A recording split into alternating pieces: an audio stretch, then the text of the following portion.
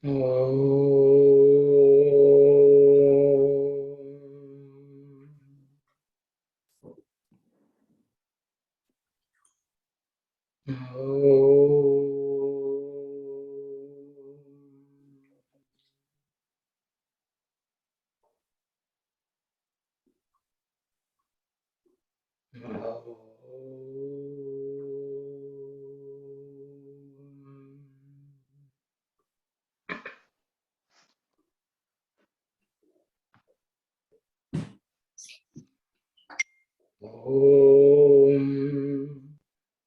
Sahana Vavatu Sahanau Bhunaktu Sah Viryam Karavavahai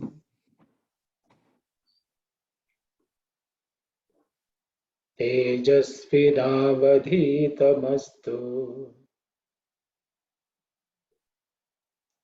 Ma Vidvishavahai. Om Shanti Shanti Shanti. Sairam everyone. Hi Ram.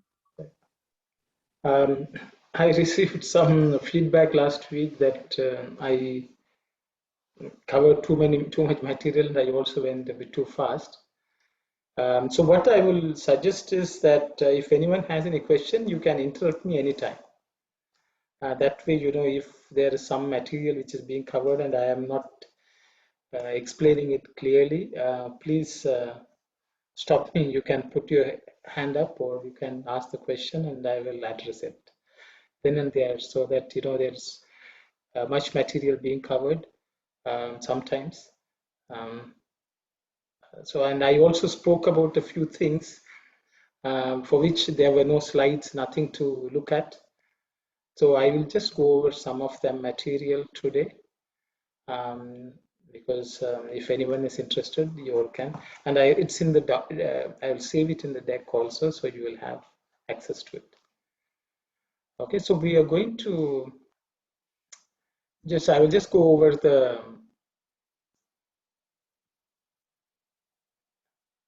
oh, can you all hear me clearly? Have a complaint that it's not clear?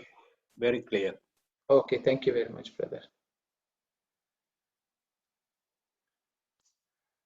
So I'm just going to go over. I think there was also a question that is this available offline and things like that last week. I'm surprised some of the attendees didn't know that we are saving it in the YouTube. If anyone who has registered with the Google Classroom, the link is also provided in the Google Classroom, so you will have access to that. And once you have gone to the SSGC website, SSGC YouTube channel, you will be able to go to the playlist Sanskrit classes, and all the recordings so far, I think about 24 in number, are all there for anyone to look at.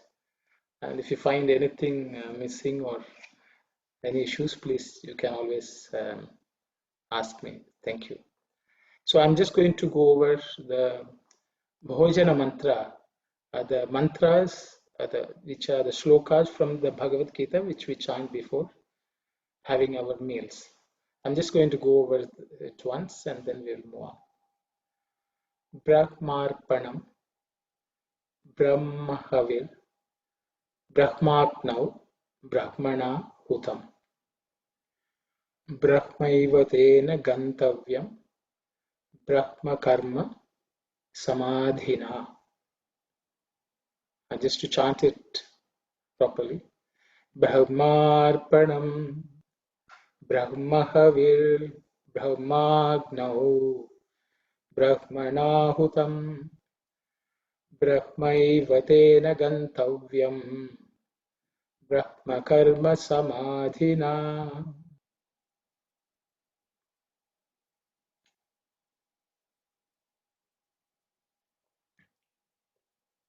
This is aham,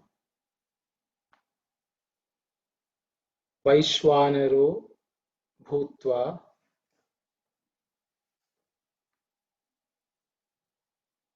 Praninam Dehamashritah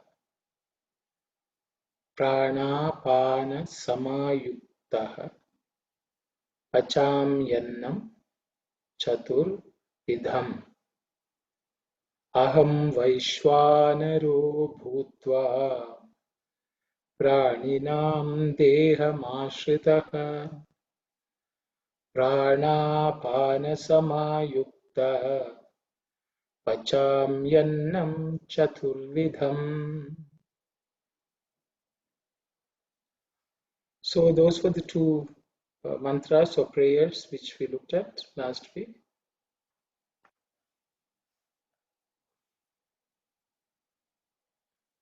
So, while talking about how the Brahma is chanted, I had mentioned about Vedas and Vedangas. I think some of you may be familiar to most of you. I thought anyway, it does not hurt if there are one or two people who would like to remember or recollect what they already know. I thought, and also it's an opportunity for us to read some of these names in Sanskrit. So in Sanskrit Lipi or Devanagari. So I thought I will just put them here. So Veda means Vedaha is singular. Vedaha means plural, multiple Vedas. So the Vedaha are 4 in number. Sometimes it's called 3 also. When it's stated as 3, Trayi is also another name for Veda. They are Rig Veda. I have given the transliteration. Yajur Veda and Sama Veda. These 3 are considered the original Vedas, and they are, because of that the number is 3. So it's called Trayi. Swami's residence in Whitefield is also called Trayi. So something which is 3. Okay. Then the last one is Atharva Veda. This is considered to be little later in its existence, I would say. But many of the mantras in the Rig Veda are present in Atharva Veda also. Actually, many of these mantras which are present in one Veda are present in other Vedas. Atharva Veda has a few additional material, I would say. So these are the 4 Vedas. And of this, I also mentioned Krishna Yajur Veda.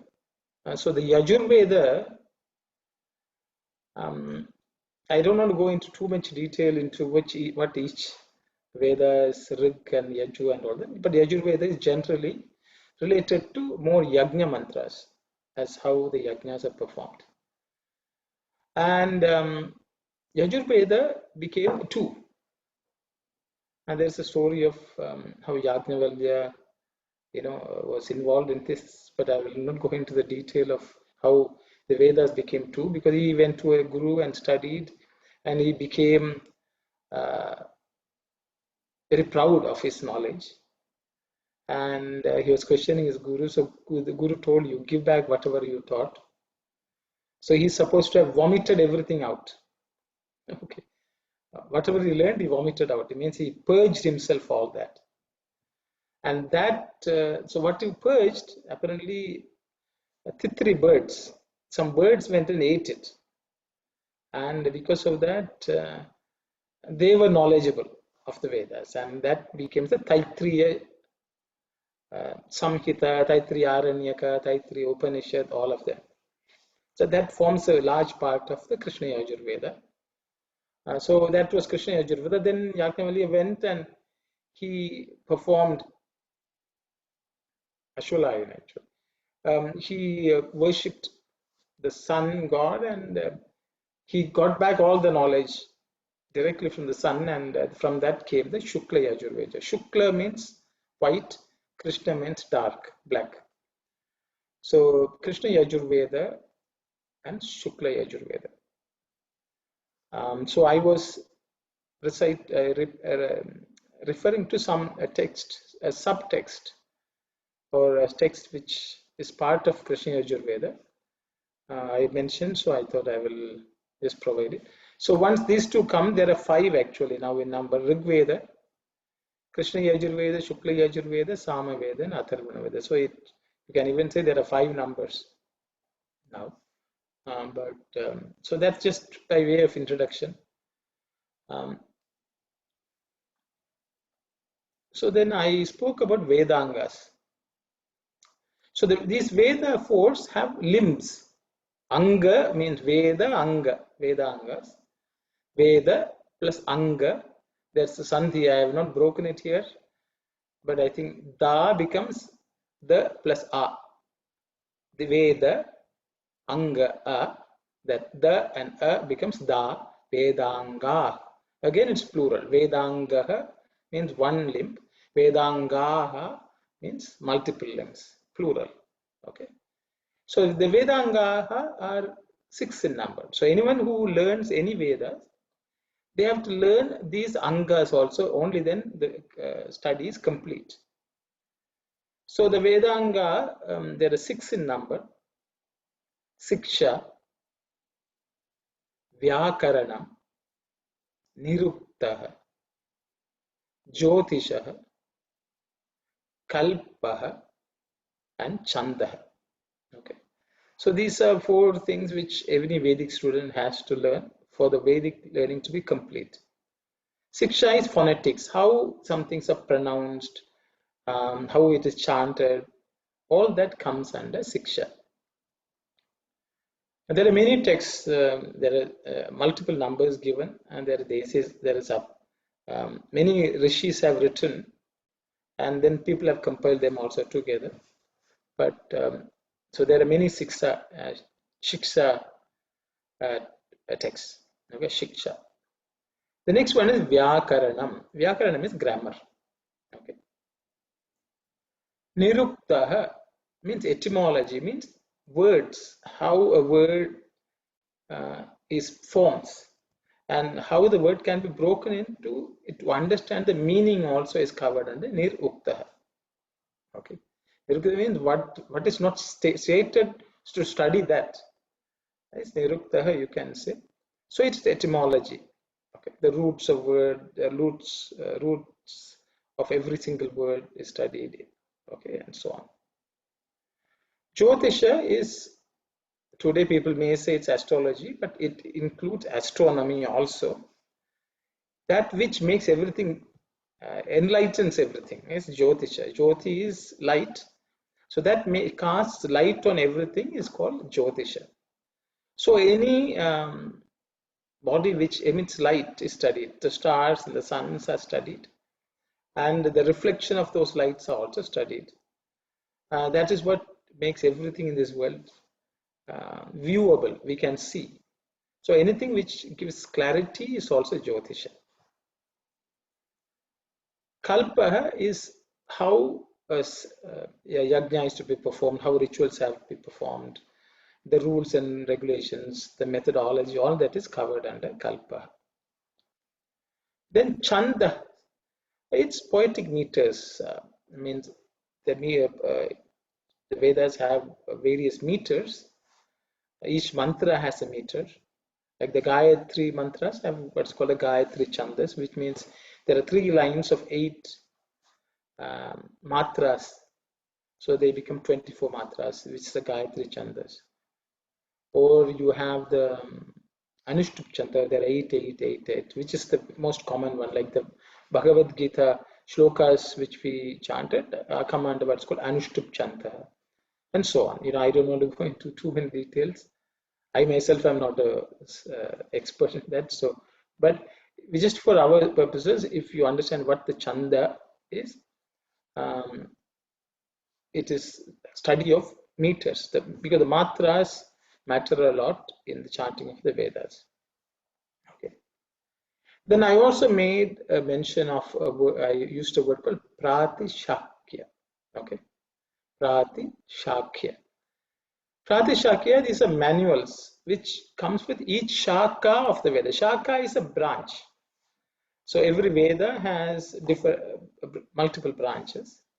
And for each shaka, there is a manual which the people of following that shaka have written. So there are multiple numbers given. Generally, they say there are 4 Pratishakyas. Rig Veda has one, Samaveda has, Krishna and Shukla Veda have one, so on. But many of these texts are not available, accessible. Many of them have been lost. Even the Vedas, they say there were about 1,000 odd shakas in Swami's discourse itself. He's talking about it. Now there are hardly about 11 shakas left. So you can see it's less than 1% of the original Veda shakas are prevalent today. Okay, so I had mentioned these words. So just to give some background, because whatever I had spoken, I thought I will put it down here so you will have you can see and read, and maybe you can do your own research.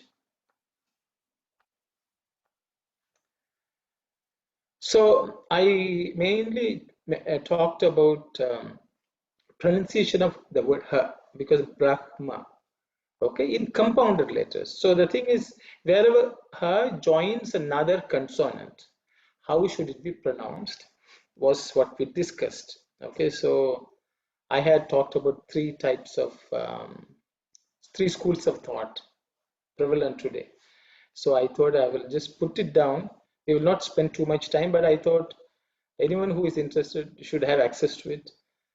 Because Aruna just says, it is written.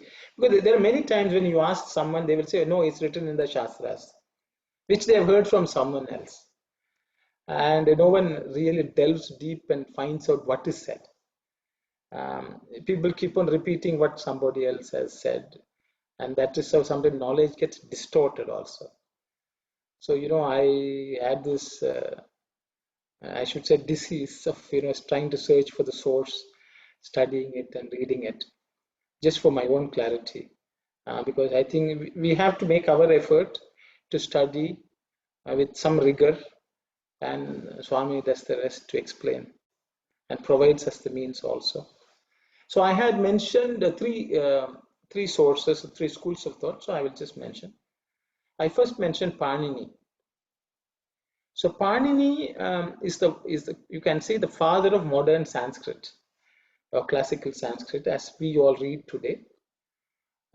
He father of modern Sanskrit is not necessarily a good word, but what he did was he did a great service by compiling all the information, the grammar of the classical Sanskrit prevalent during his time, and gave us what's called Ashtadhyayi. It's a book, it's a work, which a lot of sutras, all of them are sutras, which basically becomes the foundation for the modern day Sanskrit, which we learn.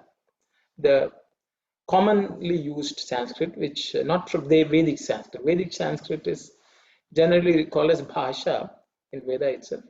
But Panini, the Sanskrit which we are learning came from Panini, you can say, because what he has taught is what we are all learning. Okay. Panini does not provide any special rules for compounded consonant pronunciation for ha. So so because of that, the same rules which apply to any compound consonant in terms of pronunciation would apply, is the understanding as far as Panini is concerned. So which is what we are studying. So I'm strictly following what Panini has said or not said. Okay, so that's number 1. Number 2, to the extent possible, okay, to the extent of my knowledge of what Panini has said, okay, I could be making mistakes also. Then the second one which I referred to is called Shaunaka Shiksha. Shaunaka is a rishi, an ancient rishi. He has compiled a Siksha which falls under the Rig Veda, related to the Rig Veda. So it's called Shaunaka Shiksha. Okay. In that he has given a sutra, is number 44 in that text. I'll just read it quickly and explain briefly. Hakaram panchamair yuktam antasthabhischa samyutam urasya tam vijaniyat param chet pritagucharet. Okay. So, people have tried to understand what it is. Hakaram, the ha, Panchamay Yuktam. Pancha means the 5. Antasthabhischa. So the thing is, so the understanding is the 5 which is referring to are the nasal sounds in the each Vargiya. Vargiya means there are 5 Vargas, I think, if you all remember. Ka, Cha, Ta, Ta, Pa. These are the 5 Vargas. In each of them, there is a nasal sound. Nga, Nya, Na, Na, Na, and Ma. Okay, these are the 5 nasal sounds, and Antastha, which is Yaralava, Yaralava. Okay, when it joins with these, Urastam, that is from the chest, the sound has to be produced. Okay, Prithak Uchyate means it should be chanted after is also that's there, but they say that has to be chanted, the sound has to come from the chest and not from the throat, because Kanta is where Ha usually we produce, but the ha should come from the chest. Ha. Okay, ha. Brahma. Okay, not Brahma. Brahma. So the ha sort of is more down in the chest. That is the understanding. So there are people say we don't know how to pronounce with the chest.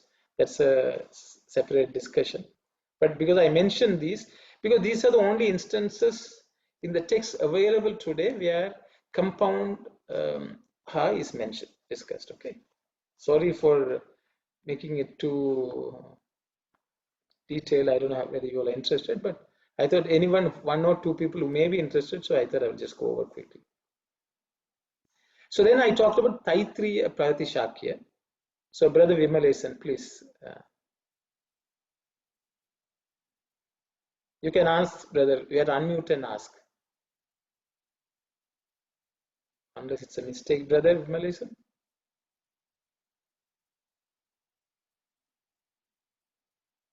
Okay. I thought Brother Vimalesan raised his hand. I think we just lost him. Sorry, I didn't unmute. Sorry. I would like to know how prevalent is the Saunaka way of chanting the Brahma with the chest. In practice, in reality, how prevalent it is. Okay, so it's a good question, brother. So if you, in India, Rig Veda is chanted, there are various pockets of places where each of the Vedas are studied and chanted. Okay. So there is people who specialize in Rig Veda, they study the Rig Veda, and all of them follow some of the Sikshas. And within that category also there are people who follow Shaunaka Siksha and so on. So so you can say wherever Rig Veda is chanted, they will follow this. If you go into Krishna Yajurveda or Shukla Yajurveda, they may not chant the name or the word Brahma the same way. Just to give you an example, even the the Gananam Tva, which everyone chants, which we are all familiar with, if you listen to a Rig Veda chant, it will sound completely different. See, for example, they will not use the nasal sounds like gum. Gananam Tva Ganapati Gum, that they will not say. That gum. That is a very Krishna Yajurveda style of chanting or Krishna Vajur method of chanting. Okay. So Shaunaka Siksha is followed by many people, or not many people, who chant the Rig Veda. Okay. We may not have access. So most of what we chant in general are Krishna Yajurveda texts. Though there are other texts also being chanted, we make them Krishna Yajurveda style. So that's what the system has been. For example, in Rudram, from Triambakam onwards, actually most of the mantras don't come from after Krishna, that mantra do not come from Krishna Yajurveda. Actually, they have come from the Rig Veda, but the style of chanting is Yajurveda. So I thought I'll just. So it is prevalent. But you should understand that Vedas are slowly declining. We should also understand another thing, that the Vedas have declined, even though it has, even if you go to the oral tradition, which is prevalent today, even the experts who are learning cannot be considered to be chanting everything perfectly, cannot even understand the meaning of it correctly. That is why an avatar had to come. For example, they have come up with the rules, others should not learn, others should not chant, women should not chant, women should not chant Om. All these rules also have come from the same people from who are now practicing the Vedas. Their understanding of those restrictions themselves are flawed. So we should understand that even the Vedas which are practiced today, not everyone who is chanting it properly, have learnt it properly. This is a reality. Thank And you. so the thing is, it is prevalent, but it is people, if they give up learning the Vedas, it will slowly die out. Okay, Okay. but it is prevalent. Thanks. Okay, so I will come to Taittiriya Pratishakya, which is what most of what we are exposed to. Most of all the gurus who are chanting, this is more Krishna. For whatever reason, Krishna Yajurveda has remained a very strong force. So it is much, I think it's the most popular, I would say, among all the Vedic chants today, at least to those who we expose ourselves to. So in Krishna Yajurveda, there is Taittiriya Pratishakya, which is a companion document, you can say, companion text, like for a particular shaka, a branch. In that, there is one sutra, okay? It's nearly 1,000 sutras, but there is one sutra which relates to the compound consonant, which is hakaran na na ma paran nasikya. This is the sutra. See, the sutra is very difficult to understand. Hakaran means hakara, which is ha. Na na ma. If these three letters come, okay, aparan nasikya. That's all it says. But then what happens? There are people who have given commentary called Bhashyam, which explains what is this sutra. So one of the texts which is prevalent or people have access to is called Tribhashya Ratna, written by somebody called Soma, okay, Somaraya or something. Tribhashya means what he is supposed to have done is he has studied three bhashyas written by ancient rishis, and he has combined them and come up with a work which is studied by many Krishna Yajurvedis today who are serious students. So it's the text is called Tribhashya Ratna. In that, he has explained Hakarat iti karmani lyap lo panchami, okay, which is all the nasikyas, okay, 5 of them. Tasmat nanam aparam hakara mahruhya nasikyam bhavati. See this word, aruhya, hakaram aruhya, nasikyam bhavati. So the thing is, hakaram climbs on top of. Aruhya means it's understood that something which climbs on top. Okay. Arohana means to climb. So aruhya nasikyam. So the nasikya, which is the nasal sound, has the ha climbed on top of it. That's the way it says. Okay. Sanu nasika hakara syat ityartha iti. This is the meaning of sa anunasika. Okay. So this means nasikyam will climb on ha, or ha will climb on nagi. So this is the understanding. So this itself has been interpreted. So you can see this sutra has been interpreted in this work of Pratishakya, or this Bhashyam. And there are a couple of variations of how people interpret that also. So there are two schools. You can say it's like a one dish. You can have multiple recipes with slight changes. All of them may be equally good. So that I will just explain, because sometimes we argue. Is this right or that is right, and there's no point in arguing. We need to understand what has resulted in it. We can pick and choose one recipe and follow it. This actually recipe is for the chanting of the Krishna Veda. Okay, so I will stop here because I mentioned all these. People can say Arun is also repeating something. So I had done a bit of study of this, being troubled by it. So whatever I had learned, I have just shared, in brief. So I hope that's of some use to you, so that however you are convinced that you should chant, you chant, no problem. Pray to Swami. It's not wrong. It's a different school of thought. Let me put it that way. So who am I to question? But each person has to follow what school they want to follow. Okay, thank you. So I will go on to what I thought we should cover. Sorry, the first half hour took discussing last week's. I hope you have some information, and it's a lifelong journey to learn any of this in Saira. So I'm starting with what's called Ashtottara Shata Namavali. Ashtottara Shata Namavali. So I thought, why don't we, we all say Ashtotram, Ashtotram. We start with Ashtotram and we'll say, I chanting Ashtotram is what we ask. So I thought I will just talk about what it is. So it's Ashtottara Shata Namavali. Ashtottara Shata has three distinct words: Ashta, Uttara, and Shata.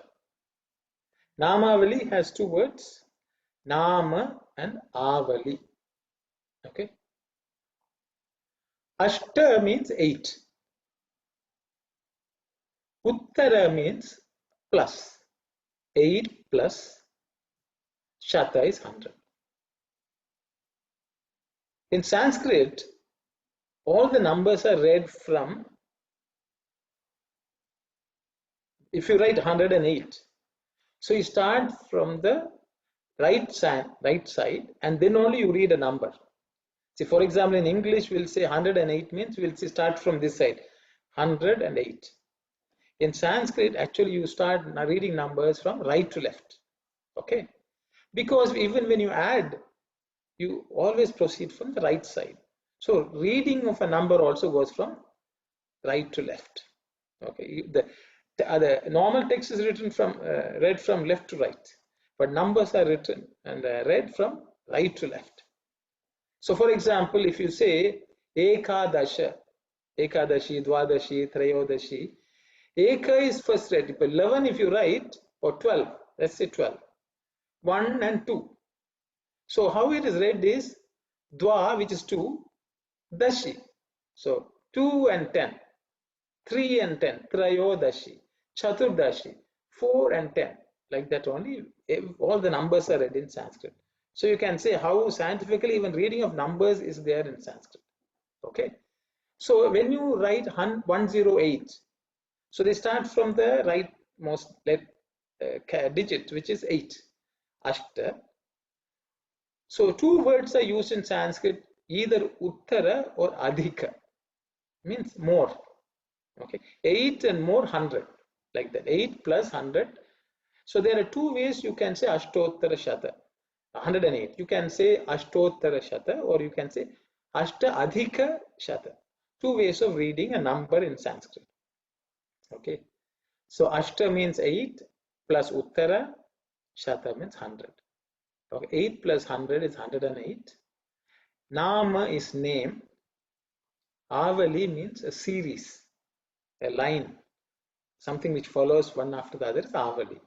Okay, like Deepavali means a series of lights is Avali. Okay, so 108 name series, if you want to translate in English, that's what we all chant.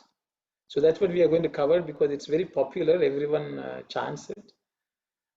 So that's what we are going to take a look at. Thank you very much.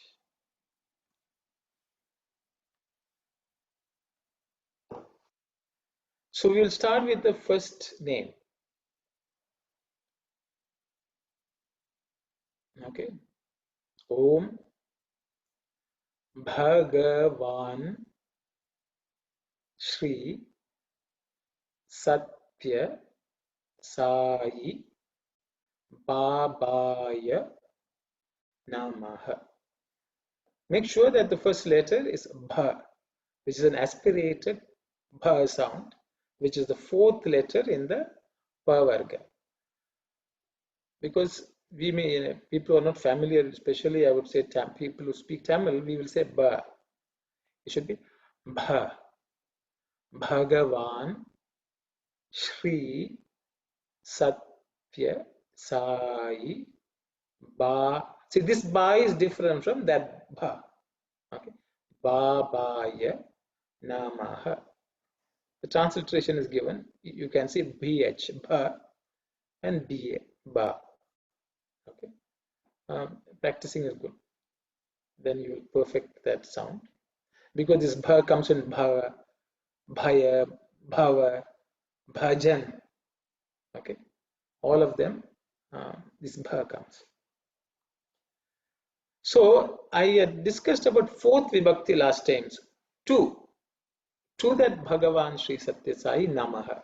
So Babaya is a Vibhakti called affix, a case affix denoting a certain preposition in Sanskrit. So Babaya means to that Baba. But if without taking the two, if I had to say Bhagavan Sri Sathya Sai Babaha, in pure Sanskrit, this is what we have to write. So that is the name which we are using for this prayer. Okay. To that Babaha Namaha. Okay. To that Babaha becomes Babaya. So for each of the mantra, I have given the plain and simple name. Okay. So that then that's what we are going to understand the meaning of. Okay. Bhagavan Sri Sathya Sai Babaha. Okay. In pure Sanskrit, because Baba is not Sanskrit because it becomes Akaranta, then it cannot be a Pullinga, which is a masculine. But you can put it as Baba, which is a feminine mother also. But for because the Baba means then the Vibhakti will come out slightly differently. So because of the Baba Yai will become, so that's why because Baba Yai is generally used, so I've taken it as masculine gender Babaha, Babaya. Okay, just for grammar, Sanskrit grammar purposes. Okay. Bhagavan means one who has Bhaga. This one is what it's called Matu Pratyay. It's a suffix which is added to anything. Okay. Balavan, Hanuman. Okay. Balavan means one who has Bala. Balavan. Okay. So one who possesses, one who has Bhaga is Bhagavan. We will look at what is Bhaga in the next slide. It's a bit more detailed. The next one is Shri, which is auspicious or divine. Okay, I think we have discussed Shri while studying Suprabhatam. So I think even Bhagavan I may have covered, but no harm in repeating, I thought. Sathya Sai means true divine mother. Swami is a meaning which I have given here. Sathya Sai. Sathya Shai also sometimes you can say Shai means one who reclines. That's also acceptable. So I just gave one who reclines or abides in truth is also Sathya Shai. Okay. Babaha is father, as Swami has explained. It's not a Sanskrit word, pure Sanskrit word, but it is good enough for us as a Sanskrit word, I would say. Or Baba. Namaha means prostration. My prostration to this Sathya Sai Baba, who is Bhagavan and Shri. Okay, so that's the meaning of this. So we will take a look at the next slide.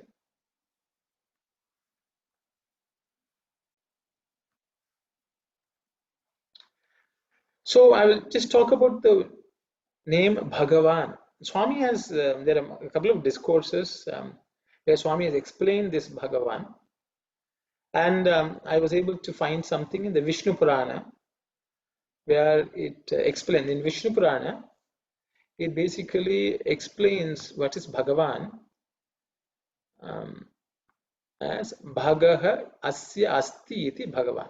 one who in whom asya asti, that he has, bhaga, thus Bhagavan. One who has bhagaha is Bhagavan. Okay, and it goes on to explain what is this bhaga. I will quickly read this. Aishwaryasya samagrasya वीर्यस्य यशसः श्रियः ज्ञानवैराग्ययोश्चैव षण्णां bhag iti rana. So bhaga has 6 qualities, okay, which are Aishwarya, Virya, Yasha, Shriya, Jnana, Vairagya. Now we'll look at the next one. Shanna means 6. Bhaga. Okay.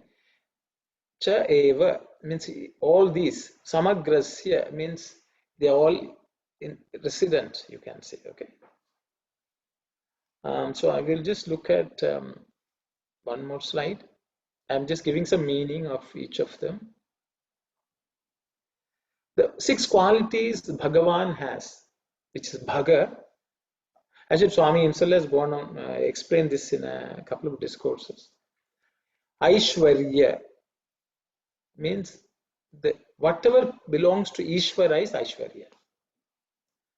People generally say wealth, but it is everything. There is no, whatever God Ishvara has is Aishwarya.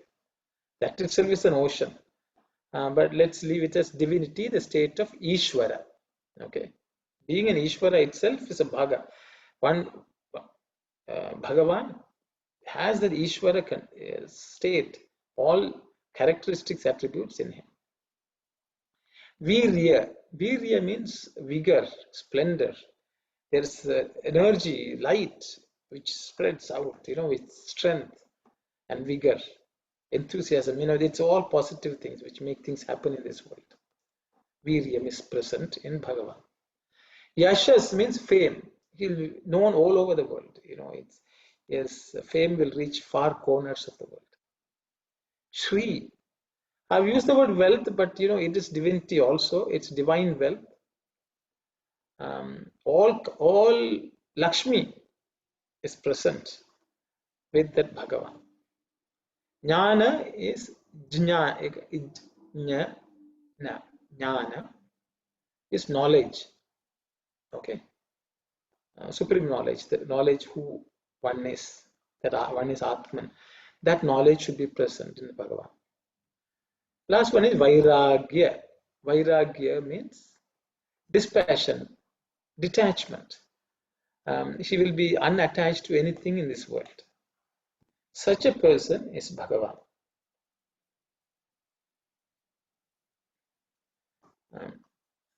I'm getting messages saying that I'm too fast. If I am too fast and I need to repeat, please stop me and ask me to repeat, please. Again, I will go over. You can read it at leisure because I have given you the transliteration. You can use it as practice, but I did not want to dwell too much into this, but I thought I will just give them references. Yes, Brother Vimalesan. Sairam. No, I would like to clear one or two things. One, so Aishwarya in the day-to-day, you said that word also we take it for wealth, isn't it? All kinds of wealth, Aishwarya. But here it's the state of Ishvara. Is that correct? Yes, brother. See, in common, many of the words have been used in colloquially, right, and they lose their original real potency, and we just sometimes use it without understanding how the word originated. That's why Nirukta, one of the Vedanga, is to go back and look at what is Aishwarya. Right. So the word Aishwarya comes from anything which is a progeny, or what is born from Ishvara is called Aishwarya. Okay. Aishvara. Right.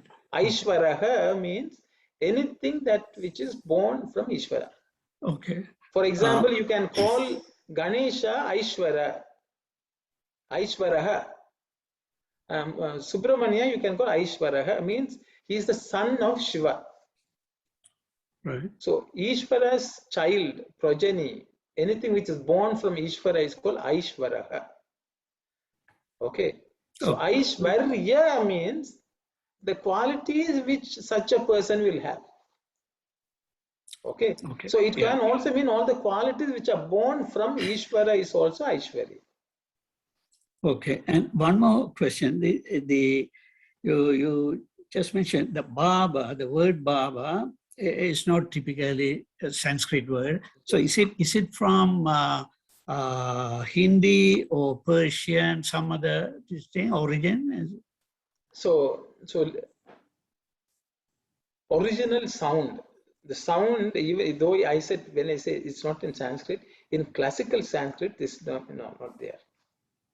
But I'm sure it always it's remained somewhere. But we have come to know of it today. That's the way I look at it.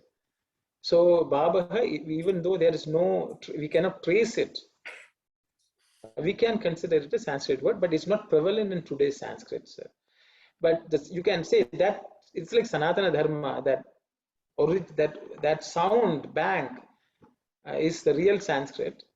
Not every sound has been discovered by everyone. So you can say Baba is a common one which is used in the north. You can say it is a Prakrita. It means what happens is all sounds originate in a natural form. They will say Prakrita usage. That is, the regional languages have something which is natural in that soil, that place.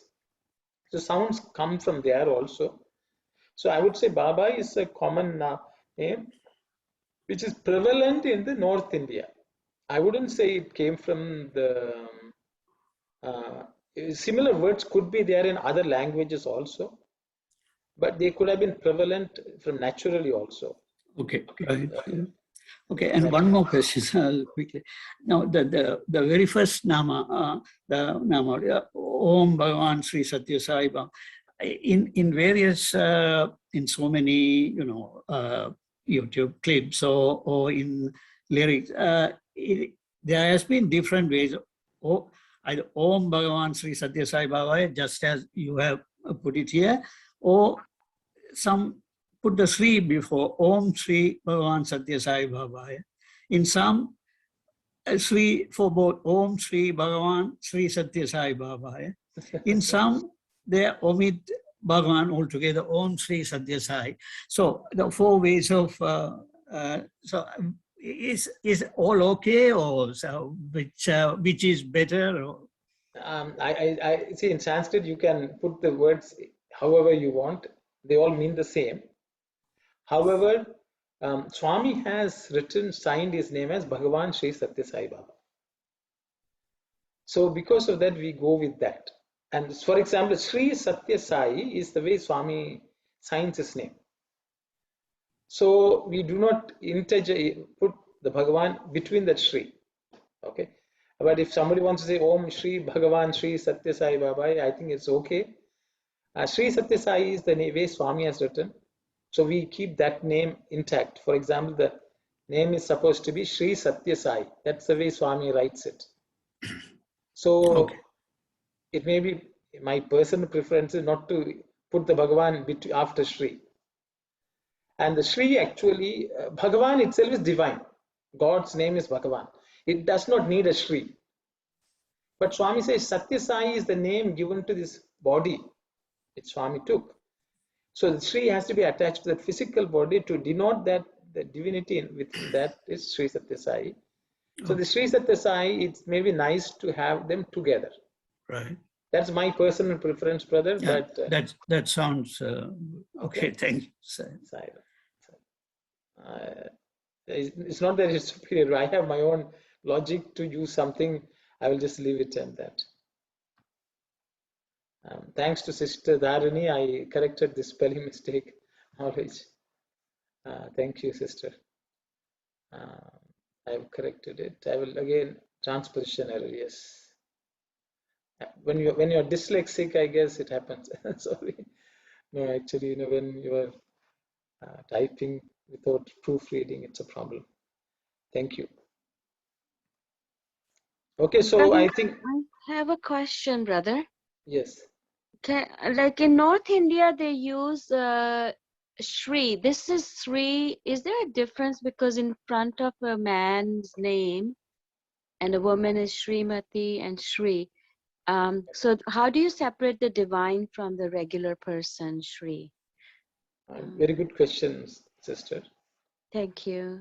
Thank you, Sairam. Many people think Shri means Mr. and Srimati means Mrs. Yeah.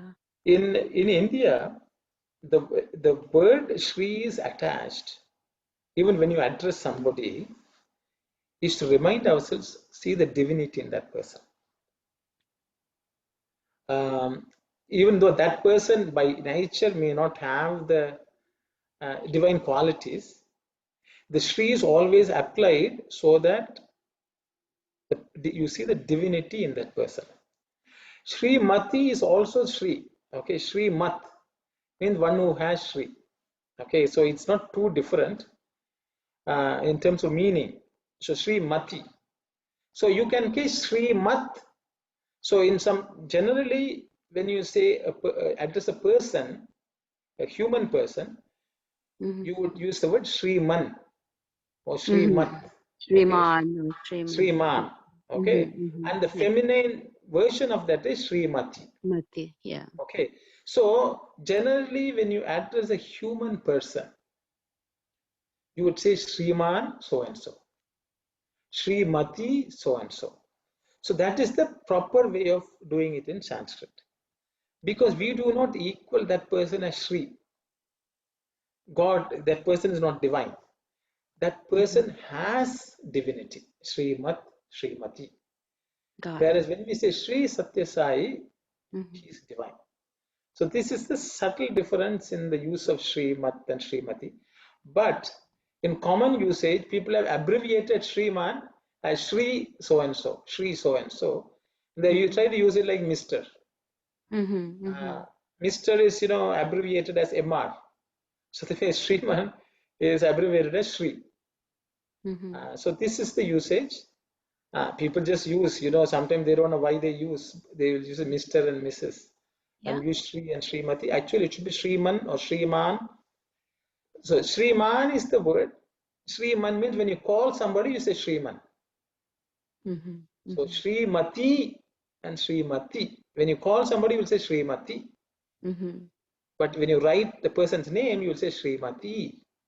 Means one who has Sri is Srimati. Okay. One who has Sri, man is Sriman. Sriman. Okay. This is just usage. I hope it answers your question. Thank you very much for explaining. Thank you, Okay, Sairam. Saira.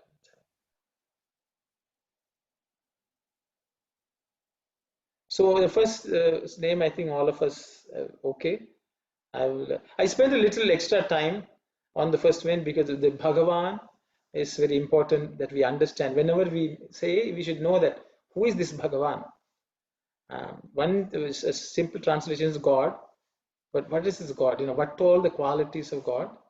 Just to contemplate on it, because this contemplation also makes sure that we also thinking of those qualities is believe that those qualities will slowly come to reside in us also. Okay, so that is the whole idea. For us to be able to meditate on that name. Okay, so that was the reason. So the next one is Om Shri Sai Satya Swarupaya Namaha. So here I have left Sri Sai because they were already covered. I will just take the Satya Swarupaya. Okay, Satya Swarupaya. Okay, this is again fourth vibhakti paya. So the simple first vibhakti noun without any preposition is Satya Swarupaha. Satya Swarupaha. So that Satya Swarupa has two parts. One is Satya Swarupaha. Swarupam means form. Swarupaha means one who has the form. Swarupaha. Sathya. So what I've just put one with form. So we are bowing down our prostrations, our salutations to that one, that person whose form itself is truth. So Sathya Swarupa. So we are actually praying to the divinity which is embodied, which will never. Truth means not somebody said, it's not a fact. It is that which does not change ever. Swami was never, Swami was never not there, will always be there in the past, present, and future. That Swami, that Sai, to that we are bowing down is Satya Swarupa. So when we say this, we know that Swami is always with us. He will always be there. He has not left. And he was always there before also. Okay, so that's the meaning of this Satya Swarupa.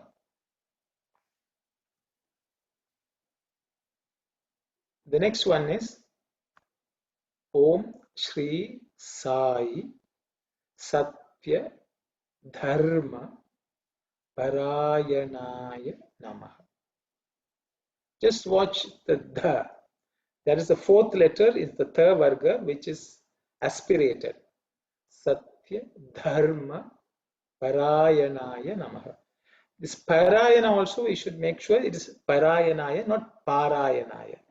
Sometimes Satya Dharma Parayanaya also some people chant, but it's Satya Dharma Parayanaya, Pa is short, Namaha. Okay. So the ayas, as I said, is fourth vibhakti or 2. Without that is Satya Dharma Parayanaha is the name. Okay. So Satya Dharma Parayana is Satya is one word. Dharma is the second one. Parayanaha is the third one. Okay. Satya, all of us know, truth we have already discussed. And the unchanging truth. Dharma, I have not given a translation as right conduct, righteousness, and so on. Swami says Dharma is much more than that.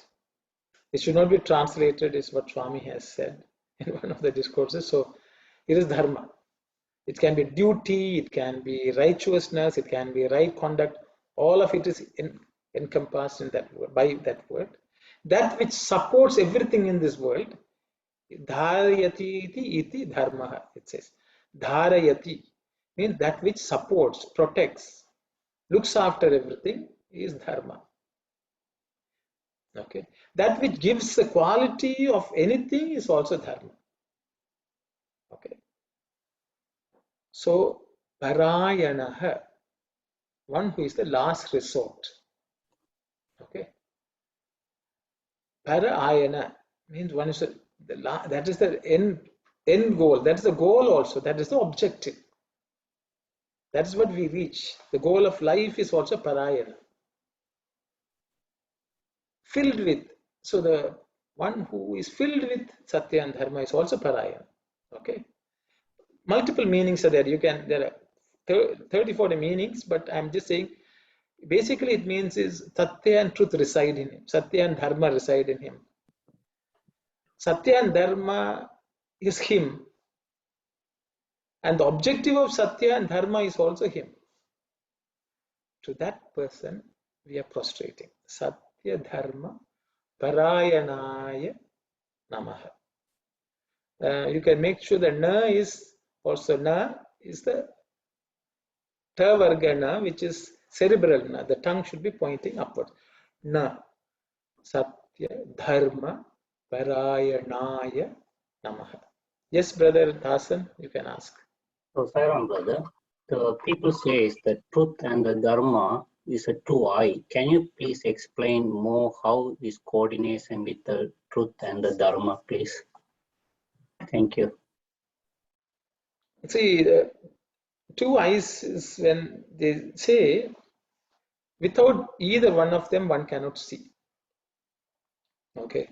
Swami has explained in multiple ways this Satya Dharma. So for example, Swami, just common, let me just talk about common usage, common life, our day-to-day life. Swami says Satya is truth. Even if you're going to say something factual, Satya is truth. So it says Satyam Bruyat, say truth. Then Swami says Priyam Bruyat. Priyam Bruyat means that which is pleasant also you should say. Okay. So Swami says in this case, Priyam, saying something very pleasantly, is the Dharma. So for example, if I want to tell somebody something, some factual statement, I have to say the truth, fact, as is. I should not change it. I should also say it pleasingly, the most pleasant way. So that will be very supporting the person. So for example, if you want to criticize, you should use the word constructive criticism. Criticism can be taken as truth. Constructive means it should be supporting the person, supporting the world. That is why it's called constructive criticism. So Swami says, in common speech, when we talk to people, speaking sweetly, softly, and a pleasant way is the dharma. And what to say also should be beneficial, and that is truth. That should be godly. So in everything, for example, if I am going to cut something, I cut vegetables. Cutting is you can say truth, I'm going to cut. But how you cut, we should not cut it in a way so the vegetable gets smashed. So in every action, Swami, actually there are many examples Swami has given. Swami says we can practice Satya and Dharma in everything. So that is why they are called two eyes. Means without that, we are blindly doing things.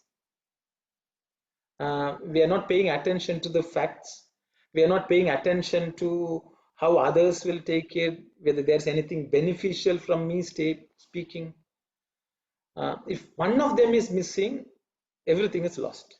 That is why Swami says both of them are eyes, because without them, our actions, our thoughts, our words, everything is blind. It is not beneficial to us, it is not beneficial to others. What will happen is an accident. So I just, I don't want to dwell too much on this. Thank you, brother. Very good. That is the two eyes. Okay, so again, fortunately, I remembered some discourse of Swami. So, okay, Saira. So actually, when we say this name, we should know only by doing everything in our life like this, we are actually praying to Swami. Swami sometimes says, you all say, oh, Satya Dharma Parayana, you think Swami is feeling flattered, oh, you are praising Swami. No, he says, no, that is not the case. If you do not practice this, you are not being truthful to saying that you are prostrating to this. So if once I make this statement, in everything I do, I should follow this. If everything I say, I should follow this Satya Dharma. So that's what Swami said. Then that is a real Ashtotra. Ashtotra Shata, so we should practice that. That is the whole meaning of doing the Ashtotra Shatanama. I just put this, caveat, people should be aware it's not pa. Okay, which Parayana means one who recites, studies. I mean, Swami, you are the one who's studying Satya and Dharma, that's the way it. Okay, like Veda Parayana. It's not Veda Parayana. Veda Parayana is God. Veda Parayana is us who study. So there's some difference. So I thought meaning is the prostration to the one who is the last resort for the objective of the one filled with truth and Dharma. So that's what I just put in a summary. It's not necessarily the meaning, it's much more than that. Okay, if everyone is fine. It's 10:05. I will continue. I have a few more names. I will continue till 10:30 if everyone is okay. And if there are no questions. So, Sairam, brother, the Parayan mean, the another meaning is reading every day also it comes? Yeah, Parayan. yes. That is we studying anything, studying and reading any text. What we are doing also Parayana. Thank you. Means I am also doing Parayanam, you are also doing Parayanam. It is, we are all listening and reading and studying. All that falls under Parayanam.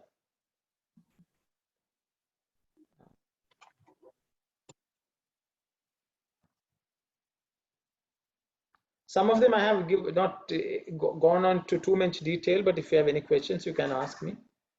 The next one is Om Shri Sai Varadaya Namaha. Varadaya is again fourth vibhakti. Varadaha is the name, the noun. Okay. Varadaha means the granter of boons. Vara means boon. Daha means one who gives. Varada. Varadaha. Varadaya Namaha. So we prostrate to the grantor of all boons. Boons mean it's not whatever we ask. Everything we have in this life is He has given. That's the way we should see. If I have eyesight, if I'm able to speak, health, everything is given by the Lord. Everything is a boon. It's not what we ask, He gives. Without asking, He has already given so much. So to that Lord, we bow down. It's the meaning of Varadai. Vara also means the best. The best is also called Vara. So He gives always the best. So that's also another meaning. I have not put it there. Okay. I would say best or something like that. Excellent. So these are meanings of Vara. Okay. We'll go to the next one, the fifth one. I hope I'm not going too fast. Because some of them are simple. I think all of you are good with it, so I'm not spending too much time on some of the names. Om Shri Sai Sat Purushaya Namaha. So the plain name is Sat Purushaha. Okay. The Sha is the cerebral Sha, so the tongue should rise up and say Sha. Okay. Sat Purushaha.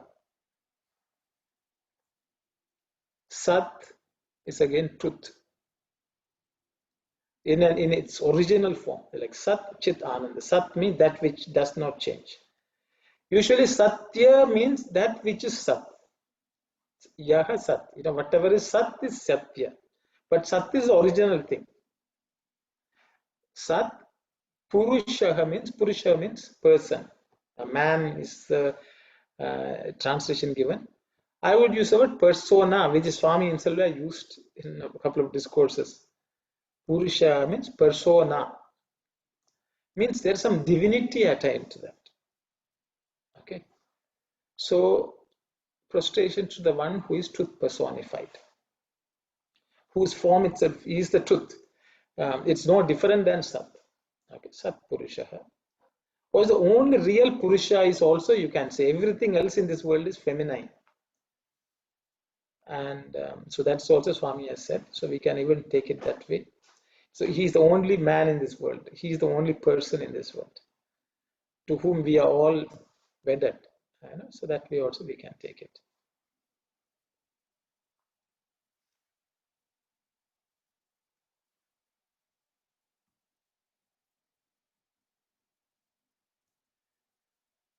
Om Shri Sai Sathya Gunatmane Namaha. So the name is Sathya Gunatman. Sathya Gunatman. So there are three components to this: Sathya, Guna, and Atman. Okay. Sathya we have already discussed is truth, that which is never changing. Guna is, you can say, quality or attribute. Atman. So the Atman is, I did not want to translate Atman. You can say personified and like it is that is it. That Tat, Paramatman. So prostration to the Atman with truth as the attribute. Paramatma has Sat Chit Ananda, so you are that Sathya Guna. Okay. Your guna itself, the attribute itself is truth. And that Atman we are bowing down to. Just for us to remind that it's not the form, the external form which we see, there's much more than that. And to that Atman we bow down, is the meaning of this.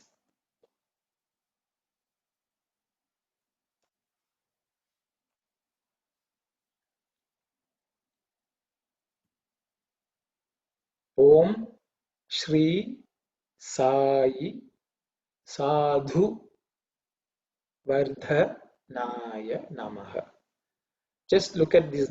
There are two dha. Both of them are the fourth letter in the tha varga, which means it should be pronounced with aspiration, with a little bit of air, effort. Sadhu Vardhanaya Namaha. Okay. So the name is Sadhu Vardhanaha. Sadhu Vardhanaha is the name. Sadhu means saintliness, goodness, all that is good is covered by Sadhu. Vardhanaha means that he makes it grow, he makes it multiply, okay, flourish, make it flourish, okay, one who makes it flourish is Vardhanaha. Okay, Sadhu Vardhanaha means prostration to the one who makes saintliness grow. So by worshipping him, the saintliness in us will grow, it will flourish, it will multiply, and it will spread. Spreading, multiplying, flourishing, promoting, all that is Vardhana. Okay. So Swami says, I have come down to help the saintliness in everyone grow. And so we pray to that Lord who makes it grow in us. Sadhu Vardhanaya Namaha.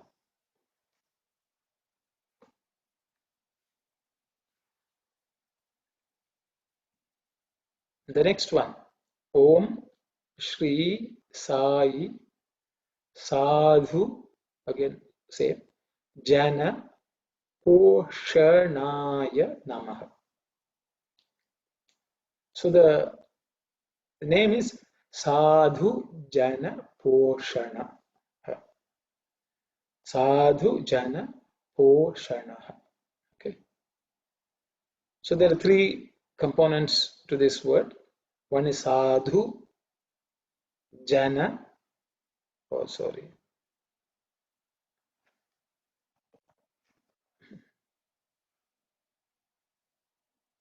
Poshana. Please, I don't know if you all have printed, there are mistakes I'm noticing. I will again correct it and save it, upload it. Sadhu, we have already discussed. In this case, saintly, it becomes an adjective. Because in a compound word, the meaning slightly change. So Sadhu Jana means saintly people, good people, or people who have goodness in them. Poshanaha means he nourishes them, he protects them. He keeps them, supports them. Supporting, nourishing. Poshana means to have nourishment. Okay.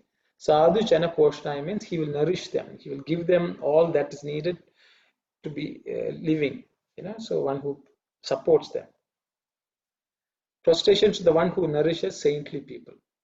That's, I think I shouldn't have put it in capital. It's okay.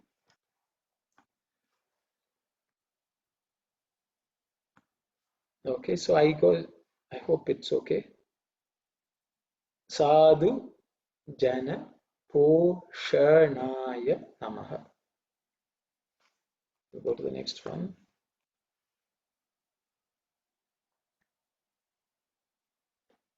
Om Shri Sai Sarvajnaya Namaha. Sarvajna. Okay, so the Sarvajnaha is the name. Again, this Sarvajna is pronounced multiple ways by people. Sometimes we use G, Sarvagnya. Some people use Sarvagya, Sarvagya. Some people even say Sarvadya. But it is Ij, Nya, Ijnya. Okay, Sarvajnya. That's the correct Sanskrit pronunciation, but I will let you decide how you want to pronounce. Sarvajnya means, Sarva means all, Jna means knower, one who knows. Sarvajna means one who knows everything, who is omniscient. So we prostrate to the one who knows everything in this world, who is omniscient. To that Lord we bow down. That's all I have prepared for today. It's about 10:16. I will stop here and see if there are any questions from anyone. I will answer if I know, otherwise I'll have to find out and come. That's all I thought. I will cover 9 to 12 names every session is my goal, maybe sometimes more, let's see. Because sometimes some of them we can go through quickly, some of them I may dwell a little more, depending on. I hope you're getting what you want out of this exercise. It's an opportunity for you to see the Devanagari names and polish up how you pronounce, and also how to recollect and study the meanings of each of the names which we chant regularly. I hope it's of use. Someone has asked a question, and I don't know whether you did notice, Doshi.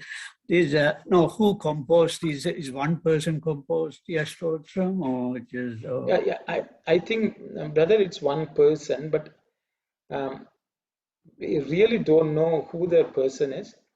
But my gut feeling is the first priest, Sheshagiri Rao, he must have, with a few others, must have come up with these 108 names.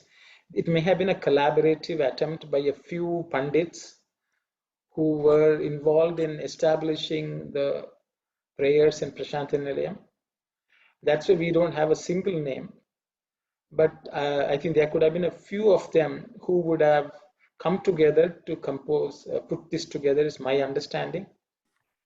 Sheshagiri Rao, Kamavadani Garu, and some of the Prashant Vidwan Mahasabha members. Could it be the Sri Trimalacharya who composed Suprabhadam also? He also would have been involved. So there were many of these devotees.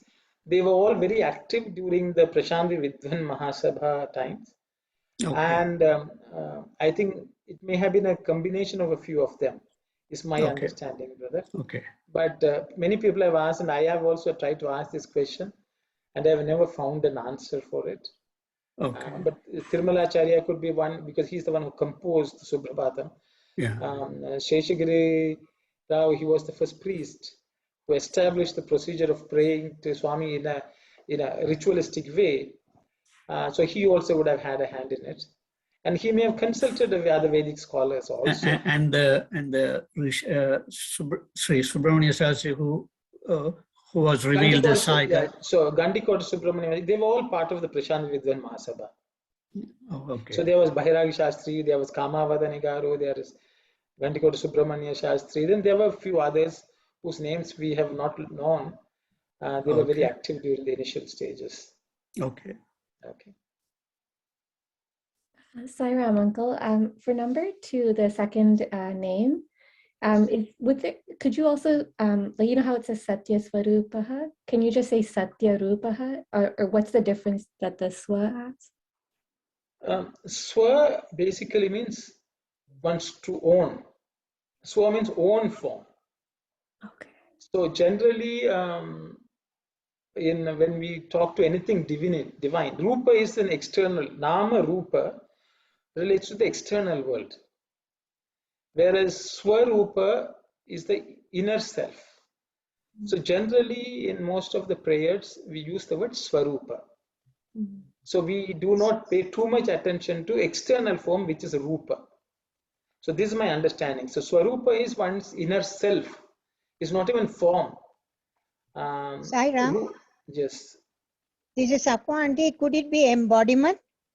You can say embodiment, but the word body has come, Auntie. So the body is rupa.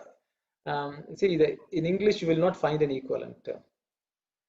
So that is why the word, you can say embody, but they come from the swa is the more important word, because the word swa, there's no, when I said in English embodiment, I said because the only thing they come to is soul.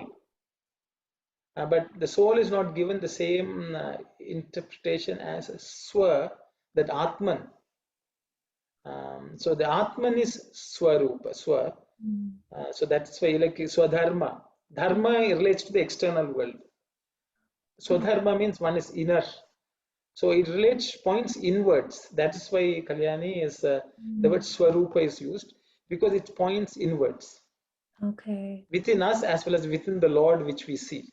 If you're watching a statue, you have to penetrate that and see the Swarupa, which the inner self is a better translation in my view. So can you say Swa relates to the Atman whenever Yes.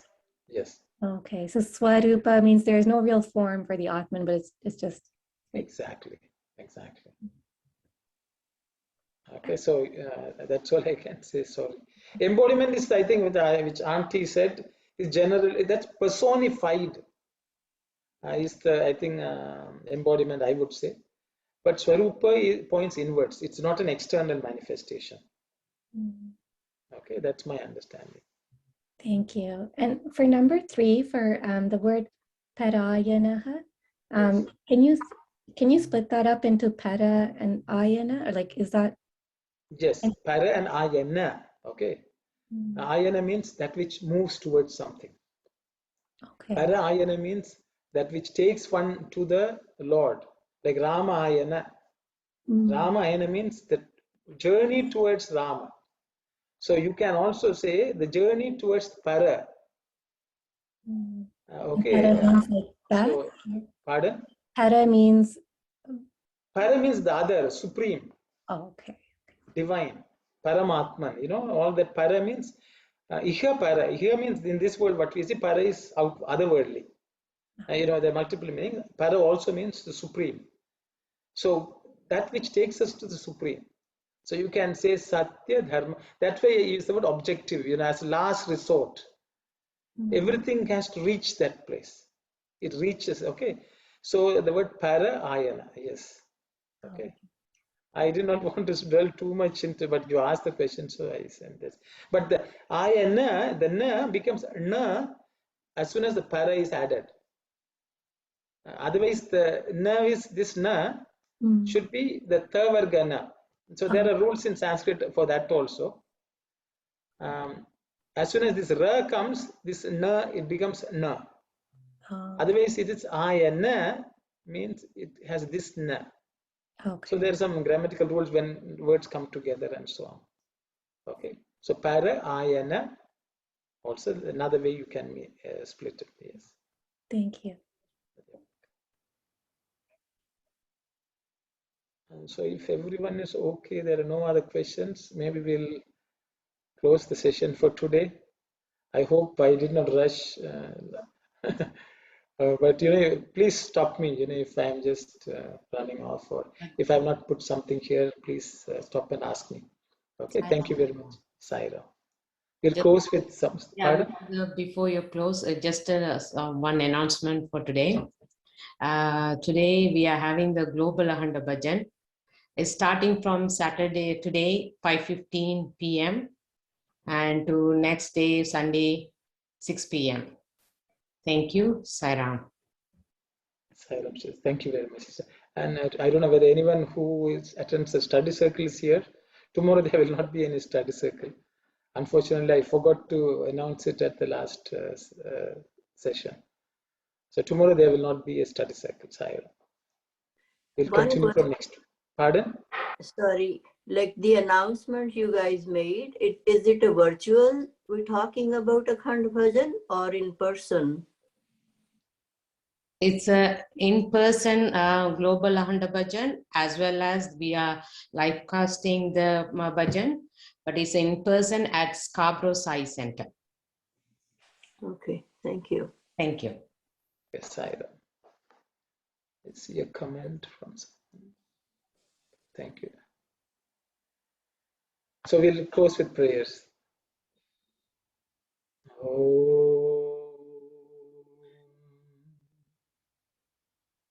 Samastaloka Sukhino Bhavantu. Samastaloka Sukhino Bhavantu. Samastaloka Sukhino Bhavantu. Om Shanti, Shanti, Shanti. Sai Ram, everyone.